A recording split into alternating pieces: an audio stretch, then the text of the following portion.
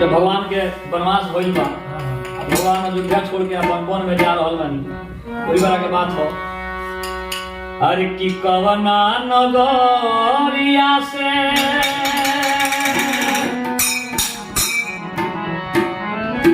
अरे की कवने नगरिया से अरे छोड़ी के भवनवा रौरा गइनी बनवा।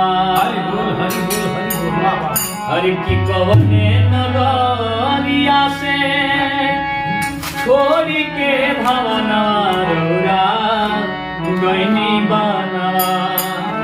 तो सोची रोवेला नयनवा